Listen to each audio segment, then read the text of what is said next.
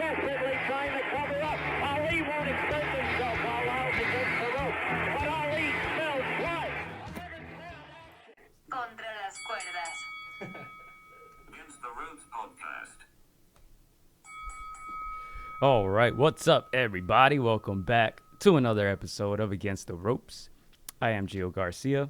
I am alongside Christian Mosqueda. We are back for episode 74. 74. Yeah, man, we're back. Another episode, another week, and two more guests, right? Two guests this evening. We have someone who we had on the phone last week. All right, so if you guys checked out last week's episode, you guys knew a little bit that our guest here was going to be here, Mr. Matt GAVER. Oh yeah, welcome. Thank you, guys. Thank you. Yes, Thank you for sir. having me here. It's a pleasure, man. Long time coming, huh? Yeah. Can y'all hear me well? Yeah. Can you hear each other well? Yeah. All right. Yeah. And we have his trainer, partner in crime, Mr. Tilo Campos. Thank you. Welcome, guys. Glad to have you here. We know you guys come from a little bit of distance, right? A little far away, so we're glad you guys were able to make it. Thank you. Yeah. Thank you for having us. For sure, man. What should we get started with, man? I feel like there's a lot. There's a lot. Well, let me just get started. Like, when did you guys start working together? How long has this partnership, how long has it been in place? You say 2017? Yes, about 3 years. Yes. About 3 years. Matt started as an MMA fighter. Okay. Yeah. So how did that come about? The first time you guys linked up? So, real quick, if I could say, so Matt was, I was training some other guys, and I saw Matt. They were doing MMA, and the MMA trainer asked me if I can work with his hands. So I started working with his hands a little bit. He got in the ring, started doing mitts with him, and I liked what I saw. And I said, "Hey, have you ever thought about giving up MMA and becoming a boxer?"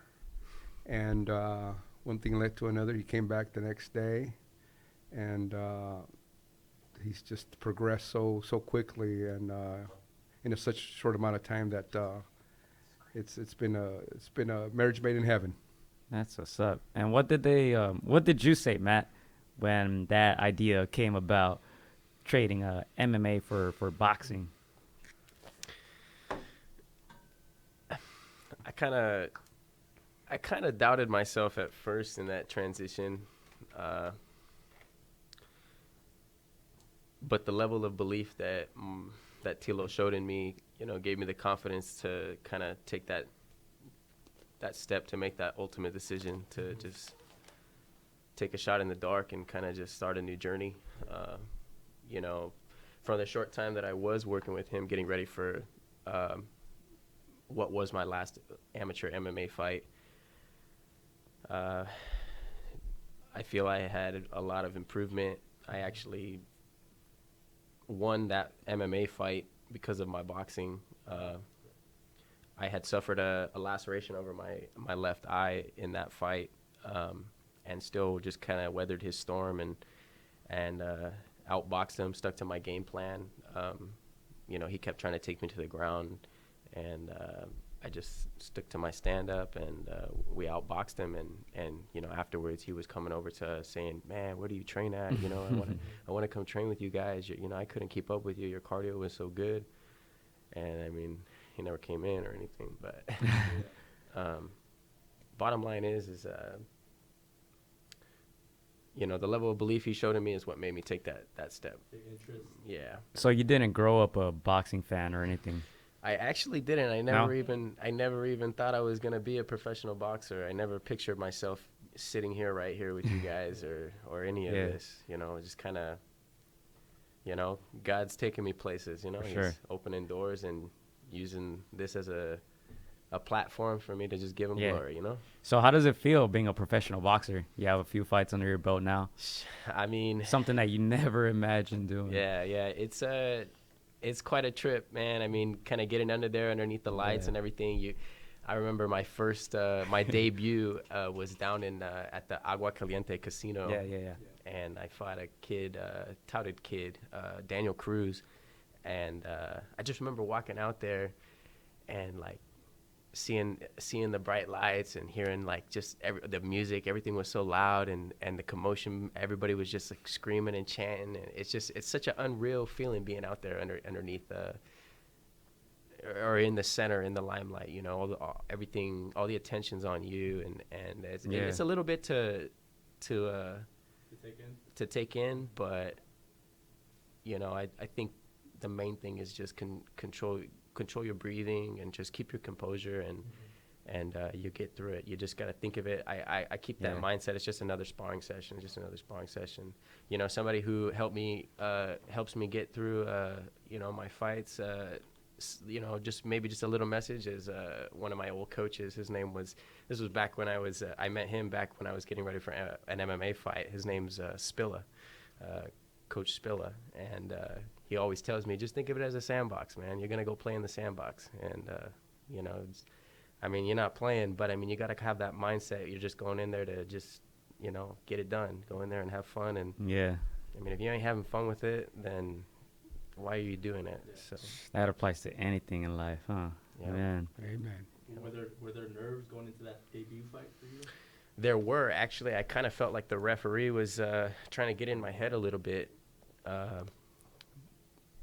Right before the fight, the referee came in the back and he was he questioned me. He said, "So how many amateur fights have you had?" And I said, 5. And he said, "Oh wow, you kind of rushing into this a little bit, you know, you kind of quick, don't you think?" I was like, you know, my coach says I'm ready, so let's do this. He says, "Well, your opponent has a little more experience than you, you know that, right?" And I was like, "Yeah, I know that, but I'm here, ain't I?" And you know, I felt like he was trying to get in my head a little bit. It did for a split second, but ultimately when I get scared, because I'm not gonna lie, before every fight, I am scared. There's fear, you know. If you're not scared, then you're not normal. And I feel like the way I channel that fear is just by praying, man. My second fight, when I fought Omar Juarez, man, I was so fueled up, so pumped for that fight, man. I was like just pacing back and forth in the dressing room, just pleading the name of Jesus, just like, oh man, I don't even know what I was saying, just full of the Holy Ghost, man. I went out there charged up, man.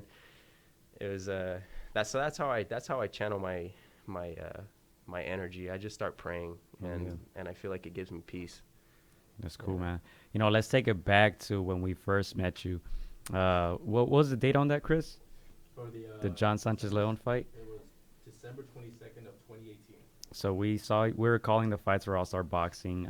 You were facing John Sanchez Leon, and we had seen John fight before, maybe a couple times before that. So we're like, you know, he's the A side, you know, he's a favorite.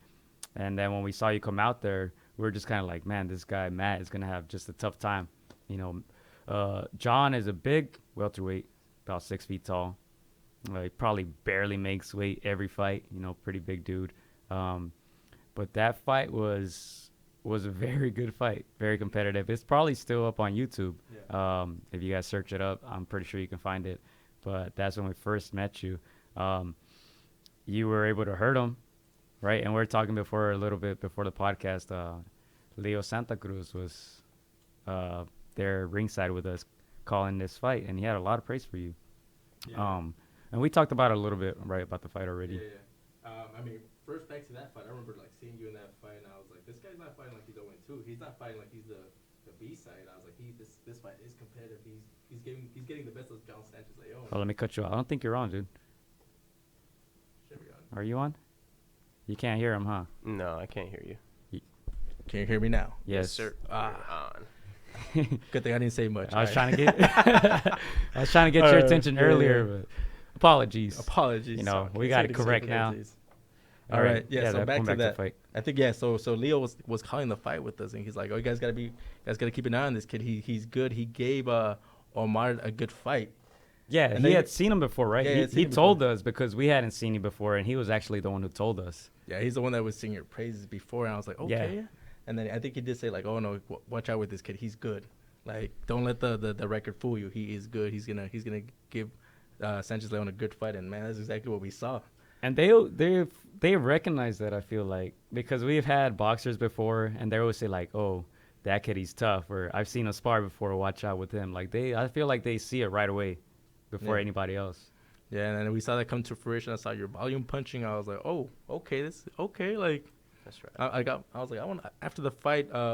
We felt a little a type of way how the fight was stopped, right? Or Yeah, it was premature stoppage, you can say, especially because it would have been very, very interesting to see the scorecards. Yeah. It was one of those fights where, like, these rounds are too close to call. Yeah. You could see it go Sanchez's way. You could see it go Matt's way, based on volume punching and based on effectiveness. But I was like, man, this kid's good.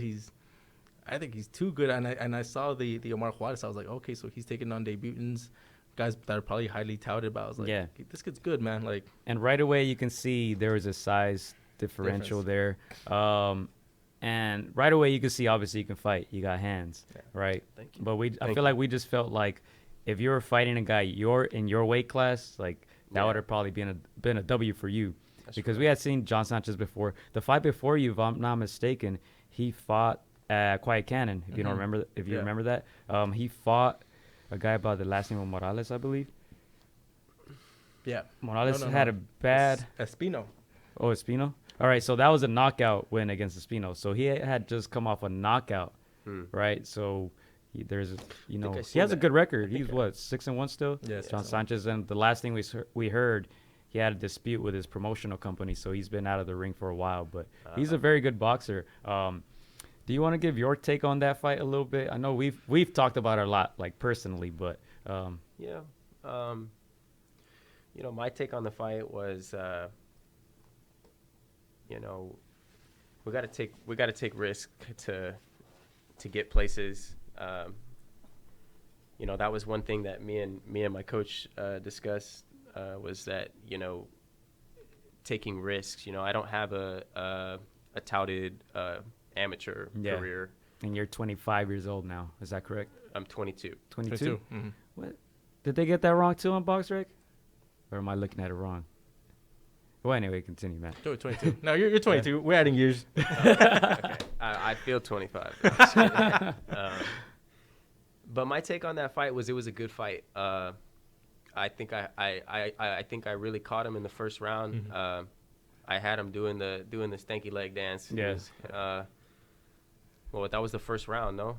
First or second, one of those. Yeah, and I think if that would have been at 140, I think I would have had more of a chance at succeeding in that one. I think just fighting a guy who's naturally heavier, naturally bigger, your punches aren't going to affect them the same way as you do fighting somebody who's your own weight. But again, you know what? We took that risk, and I don't look at that loss as a loss. I look at it as a learning experience. Any of my losses, my record's 1-4-1. I got 4 losses on my record and 1 draw, but I feel like multiple of those losses have been, robberies, favoritism, being a B-side fighter coming from out of town. We're not just fighting your opponent who's in front of you. You're fighting the crowd. You're fighting judges, the commission. Commentators. Nah, you guys. I felt like you guys were on my side. I went back and watched the video, and I take everything that you guys say to heart. If I got to make adjustments, what it was cool having Leo on that.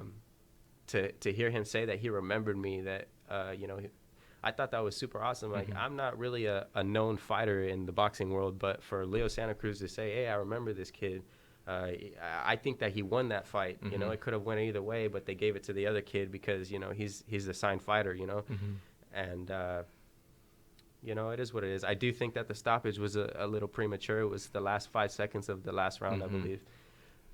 He did catch me. He rocked me. He caught me with the left hook to the body that dropped my hand and then brought it back up top, and it rocked me. But I still was there, and I was still throwing punches, and I felt that they should have just let it go the distance. You know what I mean?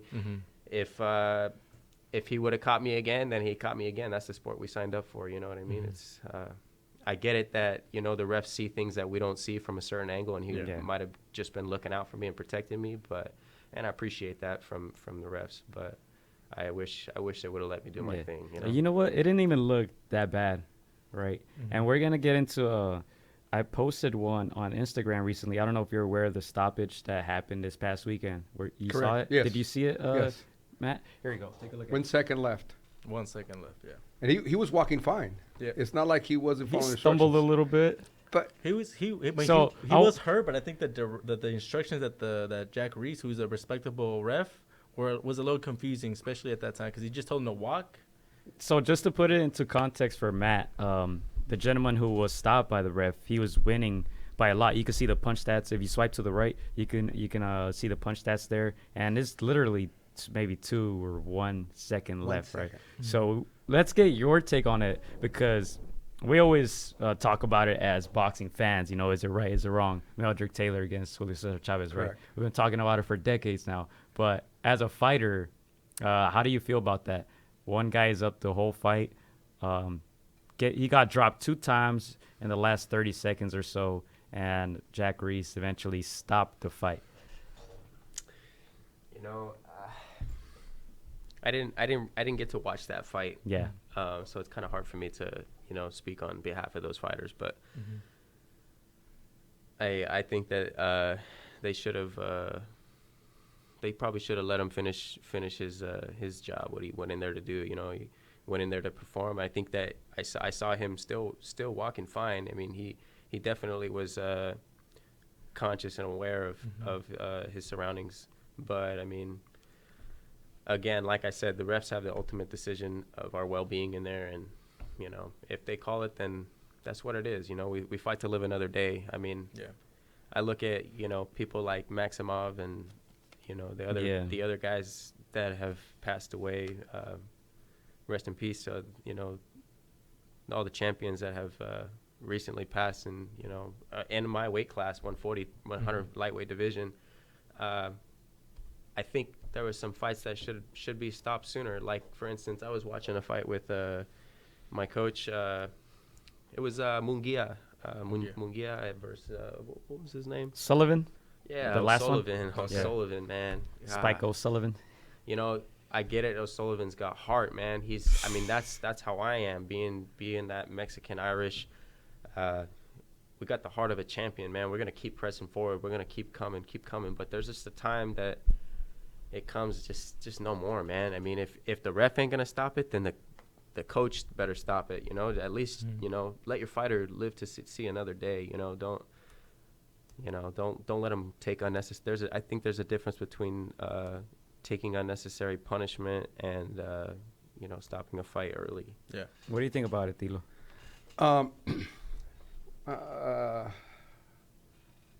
I have a different point of view. I think the ref knows when the 10-second, you know, they give you that warning. Yeah. So he's aware of that. Yeah. Because he even says, listen for the bell, listen for the bell. Mm-hmm. It's 2 seconds. It's 2 seconds. 1 second in this case. Chavez, Meldrick Taylor was 2 seconds. Uh-huh. Okay, by the time he would have said, come on in, the bell would have rang. The guy was up. He would have won a unanimous decision. Yes. I get it that the ref, and with all due respect, he's a great ref, probably one of the best in the business right now. But also, that guy's hard work, the months that he spent in the gym, the sacrifices, okay? You have to take all that in consideration. Now, I get it if it was a minute left. I've seen fighters go down 3 or 4 times, you know, and aren't responsive, worse off, and they don't get stopped. So the ref also has to take, and everybody has to take into consideration. He could have maybe stopped the time, get the doctor in there. Let's look at him, you know, use a little bit more discretion. But like you, Matt said, we got to respect their decisions. But we also have to respect, at the end of the day, they're fighters. Yeah. They're fighters. They know what they're getting into. It wasn't a case where this guy was taking a lot of punishment, which he wasn't. Yeah. He wasn't throughout the fight. He was dictating the fight. He was ahead. Probably you could even argue he won all the rounds. I saw the fight. Yeah. You could argue he won every single round. Okay, he was outboxing the kid. He was using his reach. Okay, so even if you look after the stop, he wasn't like he was hurt. He wasn't cut. You know, he walked fine. So you got to take a lot more consideration, a little bit more discretion, just a little bit. Yeah. Yeah. The only thing I do disagree with is if the fight will be stopped, let's say with 2 minutes left, I don't have a problem with it being stopped with 2 seconds left. Exactly. You know, Well, that's what I'm saying. consistency. That's That's what I'm saying. yeah, We know that the ref hears when that yeah. 10 seconds. You got 10 seconds. Any of the referees every single time listen for the bell, and they're already almost getting in there to stop it. Yeah. When the bell's about to ring, they're in there. They're aware of that. So he needs to be. I know he was aware that it wasn't much time left, and I get it that he's trying to protect the fighter. Yeah. But it wasn't Meldrick Taylor Chavez. It wasn't Meldrick you taking think a that's- beating. You know what I mean? Yeah. You got to take the totality of the circumstances. If I could reiterate or go back a little bit, do you guys mind? Yeah, Of that's course. fine. Yeah. One thing that Matt said, and you know, that on the first fight, that the referee went in there and said you only got 5 amateur fights. It's true. But The referee said that? yeah, you know, that he said he didn't have an amateur, big amateur, wasn't touted. Oh, okay. I respectfully disagree. Having a great amateur background does Yeah. not equate to being a great pro. Mm-hmm. Howard Davis Jr. won a gold medal in the '76 Olympics. He never became a world champion. Okay, Ricardo Williams. There's a kid that just fought Ramirez, a Cuban kid, yeah, the Cuban Roxy kid. Ramirez, The one that- two-time Olympic gold yeah. medals. He beat Got knocked Shakur. out in the first round. Yeah. Okay.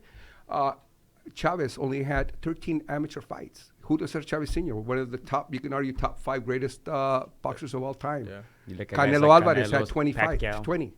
Pacquiao. Okay, he had 20 amateur fights. Yeah. So having a great amateur background does not equate to Yeah, being a successful or a great pro. And also, you know, a lot of people have said Matt's taking on a lot of A fighters. In boxing is unfortunately very political. Yeah. Mm-hmm. Okay, if you're not have the backing of coming out as a touted amateur of De La Hoya's, Al Heyman's, Eddie Hearns, Bob Arum's, etc., you're not going to get a lot of exposure, a lot of love, unfortunately. So sometimes we have to take risks in this. You know, he didn't go to Tijuana and get All those fights. a lot of easy fights, which we could have done.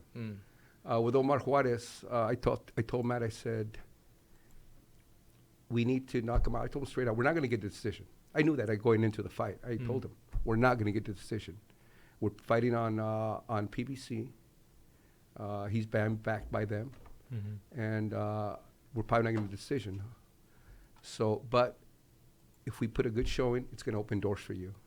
And all his fights have opened doors for him. We're here now, even though he's 1-4. A lot of fighters are 1-4, aren't sought after. You know, this kid, every fight he fights, he's practically fight of the night. Yeah. You know, he's a crowd pleaser. He's probably the hardest worker I've ever seen or been around with. He's always in shape. You know, he's a student of the game. He's progressing daily. You know, like I said, when I first got him, I saw something in him and I said, hey, you know, even though he only started in 2017 and it's only 3 years, he's moving on. He's moving on. He should be really 4-2, in my opinion. Yeah. And not 1-4. You know, the draw, that was pardon my French, that was BS. You know, with Omar Juarez, even some people, you know, back behind the scenes says you guys got robbed. You guys got robbed. Plain and simple, you guys got robbed. They robbed you without a gun. Yeah. You can hear it from the crowd. Usually that's Exactly. That's That's the biggest thing. The crowd. You know, you Yeah. heard it from the crowd. I've So- always got standing ovations after that fight. That was the craziest experience. I mean, the whole crowd was booing that decision, and then when I walked out to the crowd, the whole northern section of the Citizens Bank Arena stood up for me and started clapping for me. Yeah. And I was like, I didn't even know who they were clapping for, man. I started looking behind. I thought something was going on that I was missing, man. And everybody was pointing at me saying, man, you won that fight. You won that fight. You got robbed, bro. And, I mean, man, that touched me, man. Then I realized that, you know what? I know who the real champion is. I know who the real winner is. You know, at least I won in the people's heart. You know what I mean? And that's something big that, you know, my coach has taught me is that, you know, you got to win the crowd. You got to win the people. If you win the people and you're the people's champ, you know, you're always a winner. You know, no matter what.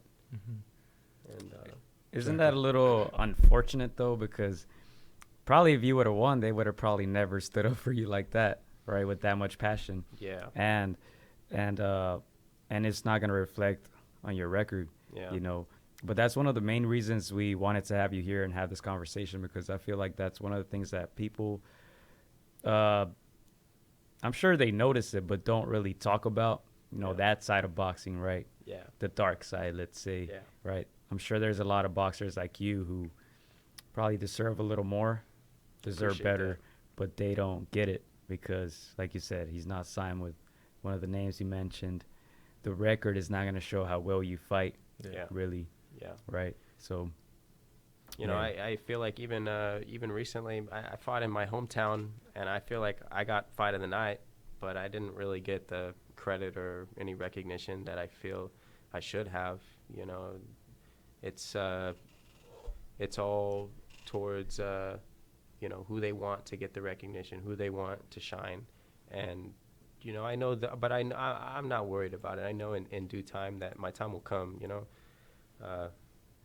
we're not rushing into anything. We're doing the right things, and I know I got a good coach behind me. You know, he's thankfully God brought him into my life, and he's a very knowledgeable man, very a big student of the game. I mean, this guy is a walking encyclopedia. I mean, not even just about boxing, but everything, man. You know, witty guy.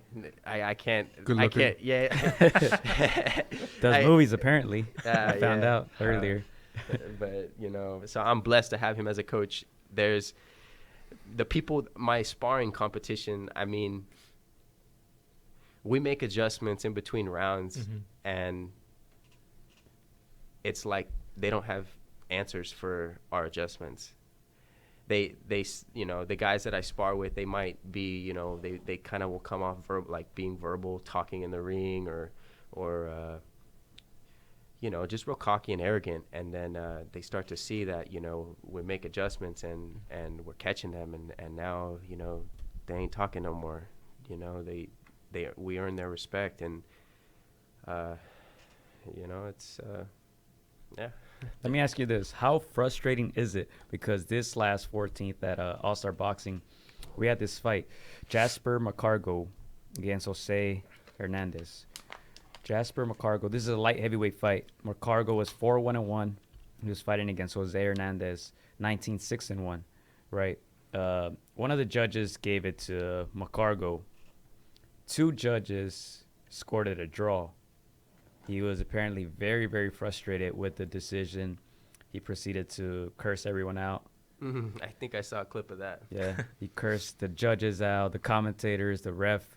He stepped out of the ring. He kicked a stool, hit a fan. Wow. He went back into the ring, yelled some more. Wow. Got back out, punched a hole through the wall, and then left. Wow. So obviously he was very frustrated, but I mean, honestly, in that case, we thought it was a fair draw. Yeah, we thought it was a. And if it wouldn't have been a draw, we were favoring his opponent, Hernandez, right?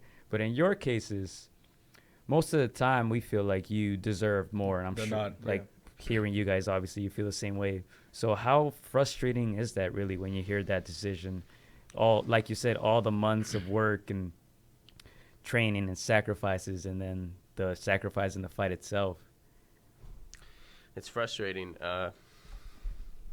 You know, after some of my losses, you know, I look in my I look in my coach's eye, and you know, sometimes I feel like it's a look of like, not disappointment, but just like, you know, like you said, we worked this hard, you know, to just fall short just that little bit, you know. For instance, the draw that I have, you know, I don't think that was a draw at all, but I should have made it clearer that it wasn't a draw. For whatever reason, I didn't make it clear enough, and you know, I could see that, you know, and I could see that when I looked at my coach afterward, that, you know, I got to work harder, you know. You know, I don't let it get me down. I don't let it, I just let it motivate me. What I tell Matt is, same thing you said, your record does not reflect who you are. Does not reflect, when he's getting practically, fight of the night, every single event we're at, we're getting fight of the night. The crowd's telling us we're fight of the night. I try to stay, one of the posts we put, I said, or I commented, I said, I don't mind losing. Like I said, right now, I think we should be 4-2. The losses that we lost, no problem. Okay, I said we should be 4-2. I'm not saying we should be undefeated. Okay? I don't mind the losses. I can accept defeats because it's how you get up from a defeat that defines who you are. Okay? But because Matt is not signed by a promotional company. Juggernaut. You know. Juggernaut company. And he's not a touted amateur. Okay, they didn't have that amateur pedigree or career. You know, it's not fair. It's not fair. And like I said, I can accept defeat. What I can't accept is when you get robbed. Don't rob the kid. Don't rob the kid because he's not backed. When, like you said, Leo Santa Cruz said we won. You guys said it was pretty close with Leon. Okay? He works too hard, man. Yeah. Not me. I don't care about me. He works too hard. He's in there. At the end of the day, it's not me getting punched. Okay, all I do is hold mitts, give advice, you know, teach him little things that I know. At the end of the day, it's him. And when he gets robbed, that's where it hurts me. That's where it hurts me. It doesn't. I don't care about me. I don't have an ego. Okay, for him, because he deserves more. He's a great kid, man. Apart from being a boxer, he's a great kid. You know what I mean? I love him like a son. You know, all my fighters I love like a son. But he's a good kid. You know, he's got a good spiritual belief. He's just a good person. But and so when you take away all, like you say, all those months of training, the hard work, the dieting, because people don't understand the sacrifices. You know, the sacrifices that fighters make. Not just him, fighters make. Man, it's. I told him a long time ago, and I told the guys, in this sport, it's none like no other. I don't care if you play soccer at the highest level, and with all due respect to all the other sports, with all due respect, in soccer, you can ask for a sub. You don't gotta make weight. You don't have to make weight, okay? Yeah. If you are lacking one day or one game, you got 10 other people to depend on. Yeah. In basketball, same thing. In baseball, the same thing. In football, the same thing. And no disrespect to any athlete out there, please. But this is just one-on-one, okay? And it's not the coach, it's not the corner people, it's him and his opponent. And there's no timeouts. There's no, you know, let me call a timeout and regroup and call another play. There's none of that. So the bigger sacrifices that the kids and the fighters make are like no other. And all I say is just be fair. And not just him. How many other fights have we seen that you are going, what? Are you serious? Yeah. And then you realize, okay, well, he's not the A side. Yeah. Or it makes more money if you get the rematch like the one we're gonna have this weekend, right? Tyson Fury against Deontay Wilder. You know, Mike Tyson said it best. He said, in my era, we were fighters. In today's era, they're businessmen. Boxing is so watered down now. There's so many organizations. It used to be just 8 divisions. Yeah. Okay? Now there's, I don't know how many, 14, 15, 18. There's junior everything. Okay? Junior. Okay? And there's the WBO, WBC, WBA, IBF, IBO, Interim, yep. et cetera, et cetera. There's some guys out there that I don't even know are champions. You know, Yeah. and like you said, I think I'm a student of the game, and there's some guys out there like, I never heard of this guy. Who's this champ? Like this kid that just fought Caleb Plant the other day. I never heard of him. Yeah, I He's never getting heard of a title shot. Yeah. Yeah. You know. So Matt, going forward, do you feel pressure to look for that knockout or several knockdowns to make it at least like there's no way you can rob me of this? Nah, because I'm developing as a fighter. Man, from my last fight till even now, I've developed so much more. My coach tells me, don't look for the knockout. It's gonna come. Just let your hands go. You know, it'll be there. You sit there and look for the knockout, it's never gonna come. Yeah. If you only throwing one punch at a time, or you're being reactive, not proactive, then you're always gonna be a second too late. So be proactive. Be the guy that is I'm not saying, come out here and bull rush the guy, but be first. You know what I mean? Always be first. Don't sit there and wait. That's one thing that I've had a issue with is I'll wait. I'll sit there and I'm waiting for something. Don't sit there and wait. Just let your hands go. And I think that's more so like, where I'm at now is just sticking to our game plan, and the knockout will come. I know the knockdowns will come. Just trust in the process. Accumulation of punches, if you don't, we train to go the distance. We don't train to knock people out. We're training to go 12 rounds. Our training is hard. It's not just power punches. It's speed, endurance, power, just being a diverse fighter, well-rounding our arsenal, Yeah. So let's get into your next fight, man. I know we talked a little about you had a little setback, right? Knee injury. Yeah. Right. Is that all going well now? Yeah, it's going well. I sometimes I kind of still feel like some remnants of my knee pain, but I think it's more so up here. You know what I mean? It comes down to a mental thing, and I know I'm good. So April 3rd, Chumash Casino Resort, right? Yes, sir. Matt GAVER against what's his name? Gerardo Alvarez, right? 138. Yep. So tell us more about that.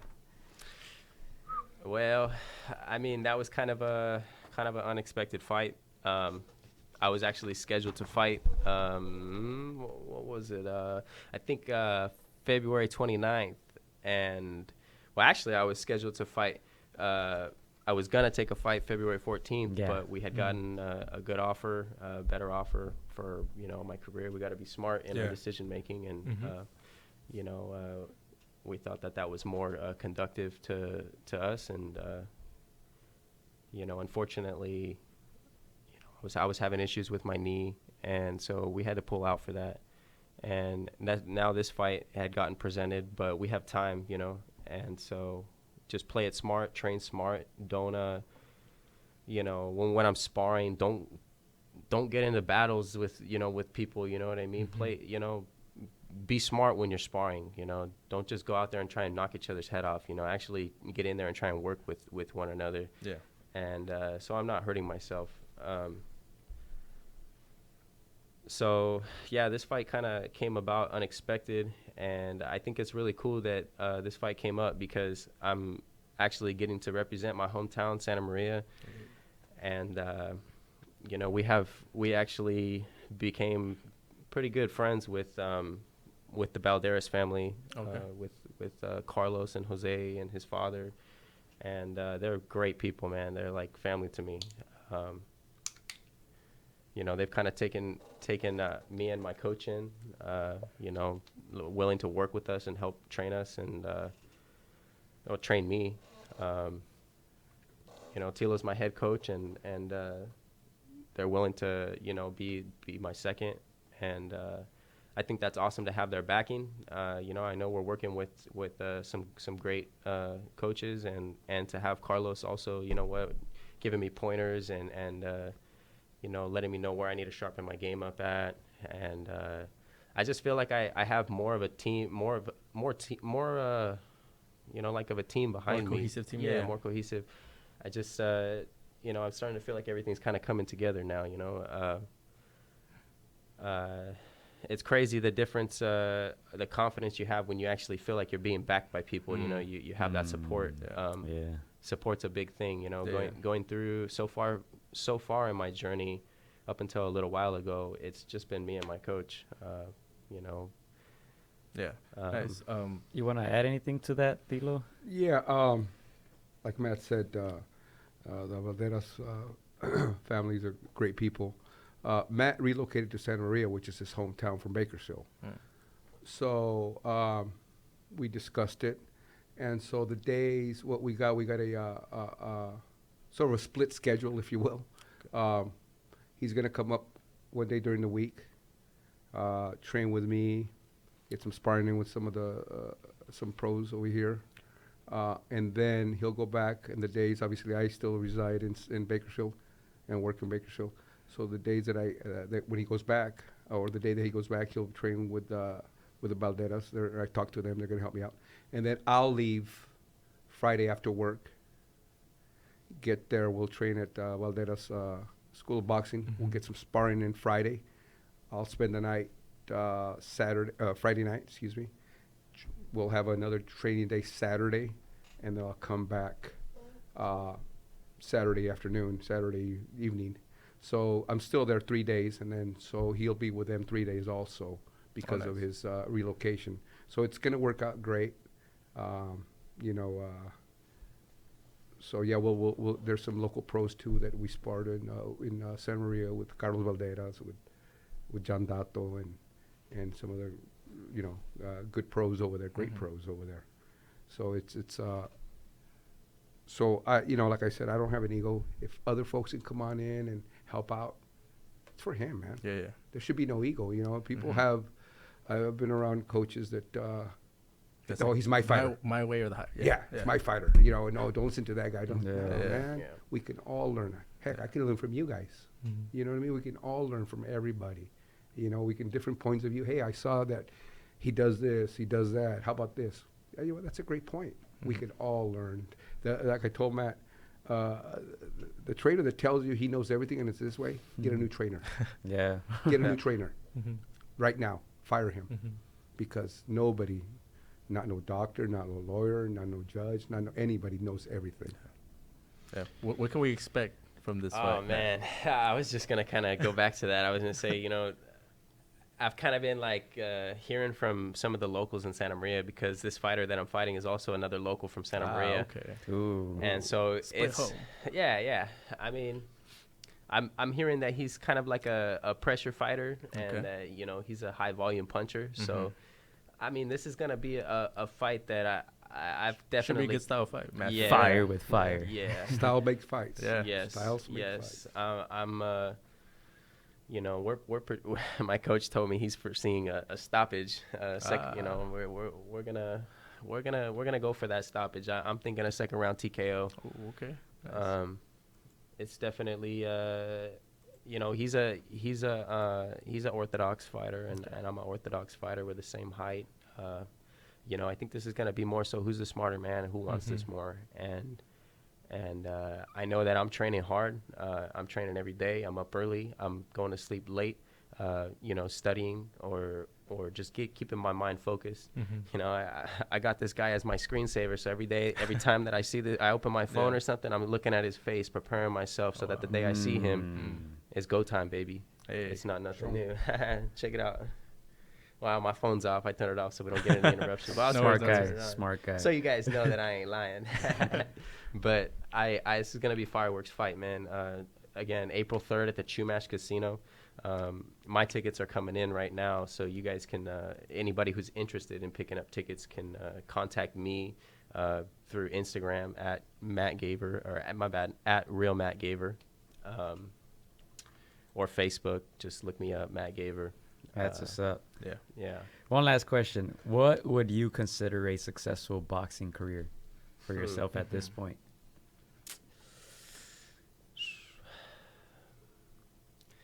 Man, like I said, I didn't even picture myself being here right now. I didn't even see myself 3 years ago being a boxer. So all I can say is that, you know what, success to me on any platform that I'm given is if I'm spreading the good news, the gospel. So you know what, I win this fight, I get that microphone, letting people know who really is giving me the strength to get through my struggles and to keep me motivated and keep me pushing and to help me not give up. You know, I may not get a world title shot. I may not make $1 million off of this, but you know what, if I impact lives through my boxing, through my performance, if I'm motivating people, you know, that's where I really get motivated, is that, you know, from all the people, even through my losses, the people that say, hey man, you motivated me, bro. You're an inspiration to me, bro. I've had people come up and ask me to sign gloves, you know, say, bro, I want your autograph because you're going to be somebody someday. That means more of the world to me. That's the success that I feel means something to me, you know. I don't know. That's a great answer. That's a great answer, bro. Yeah. To me, something that you know, called out that wasn't just your boxing skills, it's the head that you have on your shoulders. Like, I like the way you think, man. Like, you have let's say take boxing out of the equation, dude. You have a good head on your shoulders, and Thank you. you have just an essence where you bring a good essence, like to whoever you're around. So like, I remember telling Carlos, I was like, dude, this kid's gonna be something, you know. So like, we want to follow your career and keep you know, just keep sending that positive message, bro. Thank you, For sure. Yeah, Told you just- guys he was a good kid. Yeah. You're I'm right. I'm right. Yeah, just going back to how we met you, we were going to leave the lobby, and one of our friends kind of saw you from a distance. We were about to get in the car or whatever, and he's like, hold on, I'll be back. I'm going to go say what's up to him. We're like, where the hell is he going? So we follow him. We're like, oh, he just fought. And then so we all just kind of went over and paid our respects. You know, we're like, hey, that was a great fight, good show. And that was cool. That's how we met you, you know. So you're making a difference, just so you know.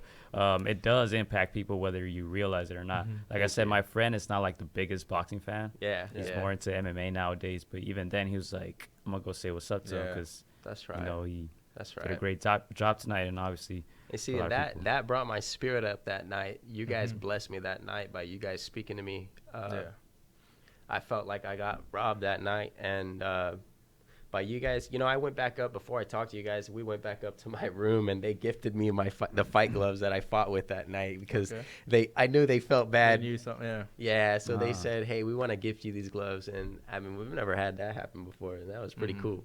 And then to have the encounter with, you know, you guys, you know, great men, and that blessed my spirit, man, to let me know just to keep pushing, to keep going forward.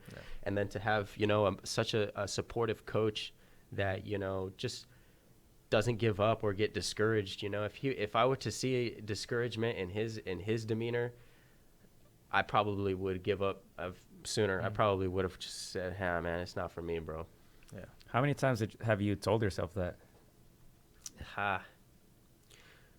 You know, I think I honestly, I can't count, because sometimes that thought goes through your mind almost every other morning when you wake up, when you wake up that early, you know, as boxers. Not every boxer does, but the things that boxers do to set themselves apart, you know, waking up early in the morning, you know, 4:30 in the morning, 5 a.m., it being, you know, 26 degrees outside or 30s, you know, it's cold. You question yourself sometimes, but you gotta have a reminder. You gotta stay focused on that end vision, you know. It's not about the now, it's about where you're going to be in the future. And I just, you know, that's what I try and keep my mind focused on, is not the now. My now might suck. Our now might not be, you know, what we want it to be. I'm not where I want to be financially or physically or mentally, but we're working on it. And my end goal is what I just keep in mind to keep me motivated. Hey. And then something Chris always kind of reiterates is some of the greatest fighters didn't start off on the best. You know, Soren Visai recently, who was one of the top 1 and 4. pound for pound, Manny Pacquiao, you can say, right? Some losses at the beginning of the career, but That's right. I just want to give you a chance, Tilo, to, if you want to add on to anything. You know, once again, Matt didn't start at 8 years old. You know, he started at 18. Um, but I saw something in him, and I keep reiterating to him that he's not even in his prime yet. Yeah. 22. 22. You know, 22. I said, case in point, Sir Vicen, a 1-4. You know, I said they'll come. Be patient. Be patient. Rome wasn't built in a day. Be patient. Yep. Be patient. Be patient. And the fruits of his labor are starting to pay off. Yeah. Yeah. You know, we're here with you folks. Thank you. We're Yeah, here with you thank- folks. thank you, He has a great guys. following. I get, honestly, I won't say every day, obviously, but I've gotten stopped in the street and said, "Hey, aren't you Gaver's coach?" They don't say, "Hey, you're your boxing coach." They say, "Hey, aren't you Gaver's coach?" And we saw Matt fighting. And that kid's man, that kid could fight, you know. Yeah. And for where he's come, when I got him, he just been like I said, he just gotten. He came from a defeat in MMA. Mm-hmm. He came from a defeat in A MMA. KO. I got KO'd by a head kick. I got kicked in the head. And so when I got him, you know, he trained with me for a little bit, and I said, we're gonna win the next fight, boxing. We're not gonna go to the ground. So we just worked on stand-up. I'm not an MMA person. Mhm. I have no idea about MMA or jiu-jitsu or anything. But I said, but we know boxing, and we're gonna box, and you're gonna win. And he boxed and won. He said, Nice. hey, give up MMA. Your Stick to career is boxing. here. Yeah. Your career is here. And, you know, some people say, don't you think you debuted him too soon? No. We worked, people don't understand, before he even debuted, we were in the gym one-on-one for a year and a half. Yeah. Training every single day for a year and a half before he even debuted an amateur fight. For a year and a half, doing just me and him, training, never gave up, you know, never give up. I think one of his first sparring sessions, he got dropped 4 times, and I told him, or dropped a couple times, I said, you'll never get dropped again. He hasn't been dropped since. Nice. You know, I hear, kind of going along with what he said. I heard something one time saying that, you know, 6 months of consistent hard work can put you 10 years in the future, 10 years ahead of where you would have been. And like he said, we were working a consistent, solid year and a half. And I know that that's the only reason why I've been able to hang in there with the people that, not even hang in there, but Be competitive. literally Yeah. be Yeah. competitive with these guys and get the best of them. get the best of them Yeah. and take it to them and earn Beat their them respect. in the eyes of a lot of people. Yeah, because of that consistent hard work, you know. I feel like you know, like you said, you feel a little discouraged. Yeah, I do, you know, because I feel like I've worked so hard for so long, but man, if I just got to remind myself, you know what I mean? Come on, just 6 more months of hard work. I'll be just that much further ahead, you know what I mean? Just keep it going. I mean, I'm telling you, you do not look like you're not like you. It looks like that ring is where you were born to be. Like you do not Wow. look like wow. like you just started at 18. Like, Wow. That so means a lot, I would have guys. never thought like, oh, he started at 18. Like, Wow. no. Yeah, like I said, he's one of the hardest working guys. You know, when he first started with me, after 6 months, he goes, "I'm ready to fight. I'm ready." Relax. I know when. He I know tells when. me, sorry, Tilo. He tells me, he's told me this. This was his Analogy. analogy is that he's a baker and I'm the cake. And he's got to know when to put me in and when to pull me out. Because if he pulls me out too early, I'm gonna be falling Rot. apart. Yeah, rot. If he pulls me out too late, I'm gonna be burnt out. I'm gonna be Overdone. overdone. Yeah. And so, you know what?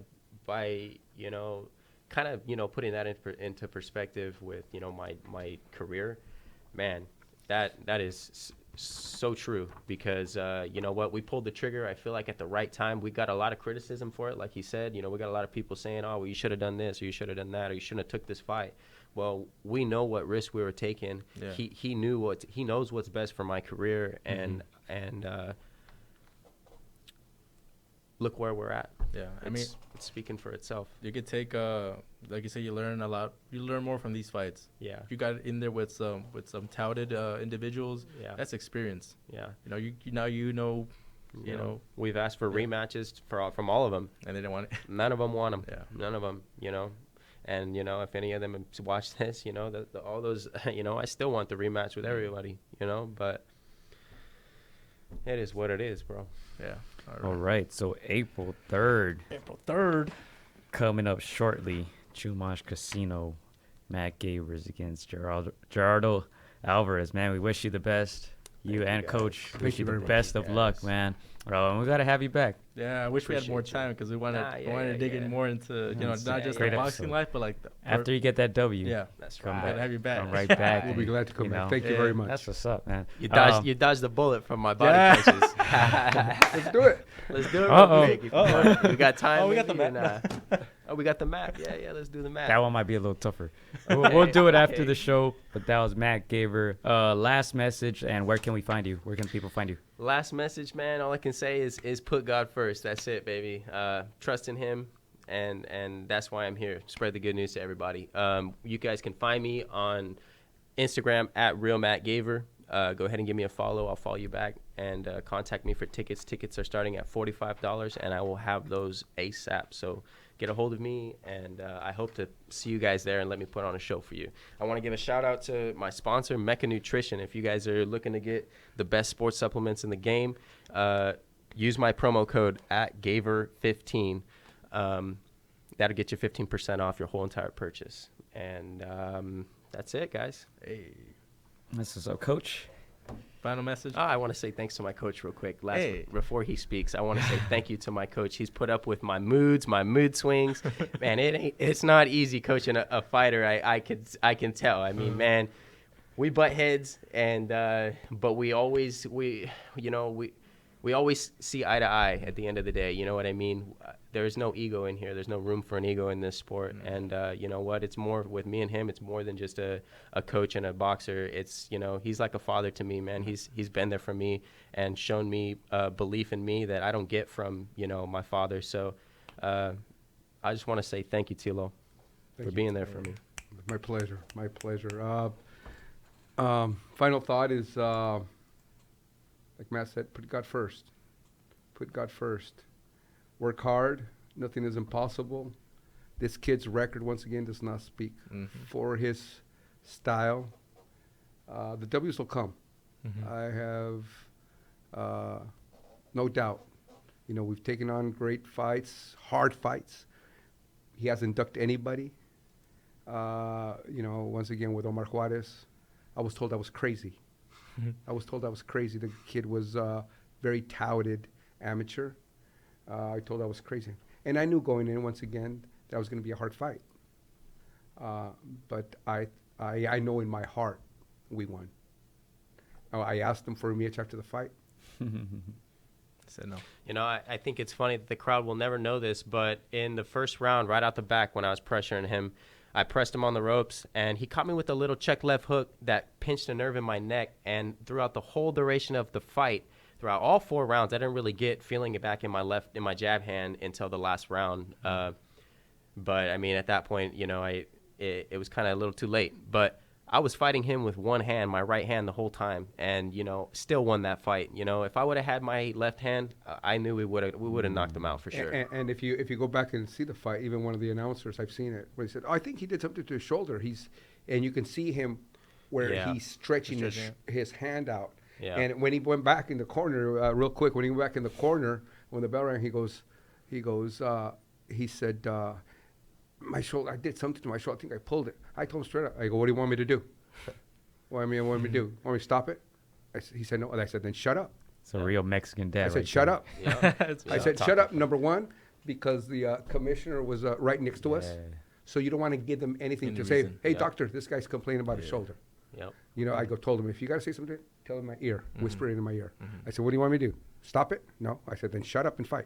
Just go out and fight. Yep.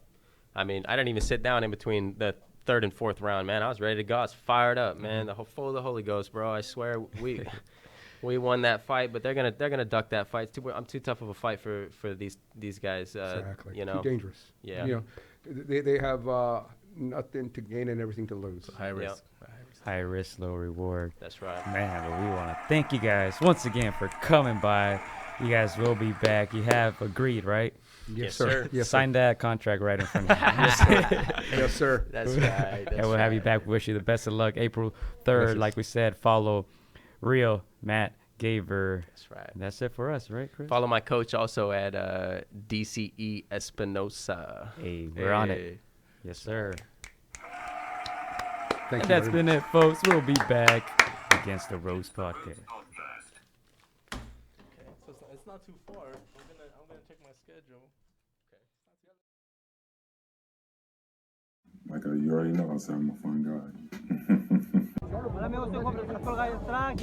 Quiero mandar un saludo para mis amigos de Contra las Cuerdas, échenle muchas ganas, un abrazo, muchas bendiciones. Shout out to Against the Ropes. You know what mine is? Let's box, bitches. It's almost fight night. Shout out to Against the Ropes. Thank you for the support. Keep doing your thing. You're doing a great job. So thank you and best wishes. Huge shout out to Against the Ropes. Shout out to Against the Ropes. Thank you guys for the interview and hope to see you guys soon. Against the ropes, always doing the right thing. Shout out to Against the Ropes, man. I appreciate you guys for having me, taking the time out y'all day. Against the Ropes, #1. Freddie Roach. Thank you very much.